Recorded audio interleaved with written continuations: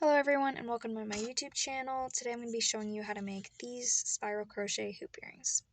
So you want to pick your hoop size, and I chose to do this in silver. These hoops are actually a little thinner than these ones that I previously used.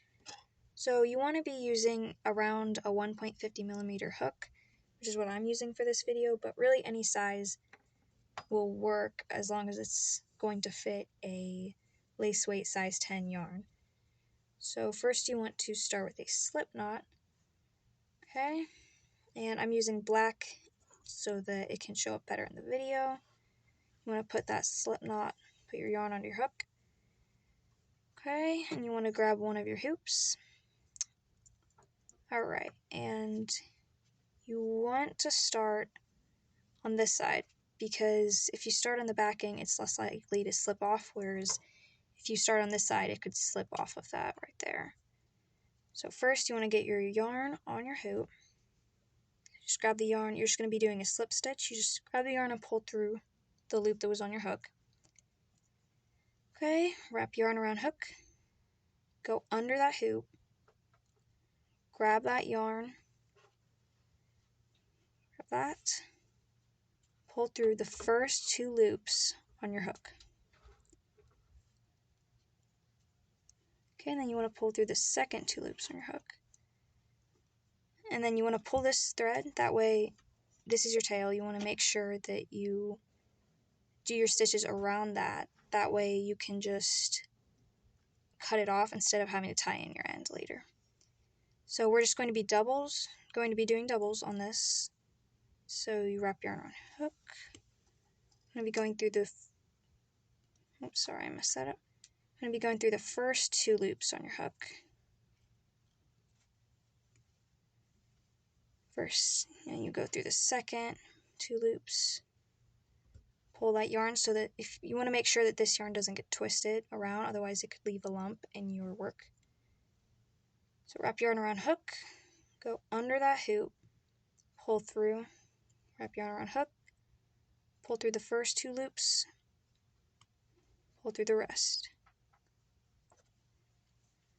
Okay, and you're just going to repeat this until you have enough loops, enough stitches on your hoop to where you think that that tail won't come loose, which you don't need to do too many, just enough to where you think it's good.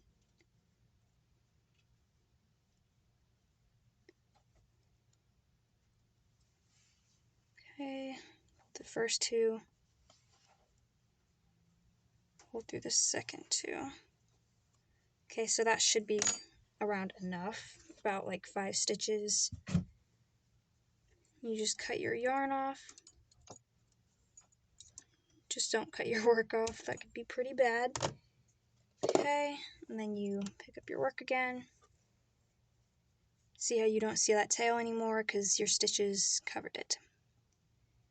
Okay, so we're going to be doing some more doubles. Pull through those first two, then pull through the rest, which are the last two on your hook. Pull through the first two, through the last two. Okay, and you just repeat this all the way around until you get to about here. Don't go all the way up here because your yarn could slide off, and you don't want to have to, if you do that, it's not a big deal. You'll just have to take it out. So, okay, so you just get about to here and then stop, and then I'll meet you back there. Okay, and you should have something looking like this. Okay, and once you want to leave a little bit of room at the end, okay? Alright, so now you can cut your yarn, okay? And you're just going to pull this through. Make sure it's nice and tight. Alright, and now you want to get a darning needle, or you could use a needle, but that is not what I use because I don't want to stab myself. So you want to put that through. Okay, and once you have that through, you want to first make sure your yarn's nice and tight. Flip it on the back, and you'll see that this first loop on the hoop right here is kind of loose, and you can kind of fit your needle through it. If you can fit your needle through more than one of the loops on the hoop, then that would probably be the best. And you don't have to worry too much about tying in your ends, because that's what I used to do whenever I started crocheting hoop earrings, and it just really stressed me out. But hoop earrings aren't really going to, like, your ends aren't going to fall apart because you're not going to be, moving it around or anything. So you want to just tie it in the best you can. It doesn't have to be perfect, but if you wanted to, that's totally fine.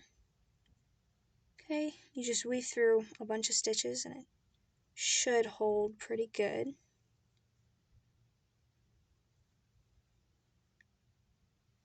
Okay. Alright, and once you have enough stitches on there, it should be tied off pretty good. So just weave in as much as you want. You don't have to weave it in a lot, just good enough, really. Okay, and then you take your scissors. Just want to cut that off. Okay, and here it is. Now, to get that twist, all you have to do is just make sure you're doing it from the backing side. Well, you could do it from the other side, but it's just easier to do it this way. You just twist it all the way around. Twist all of your work. All those stitches need to be twisted, but make sure that it doesn't go over that end right there. You can twist as much as you like, but really that should be good enough. Okay, and there it is. The awful part about this is that you do have to do the next hoop all over again. But I have this second one made up for you, so this is the pair.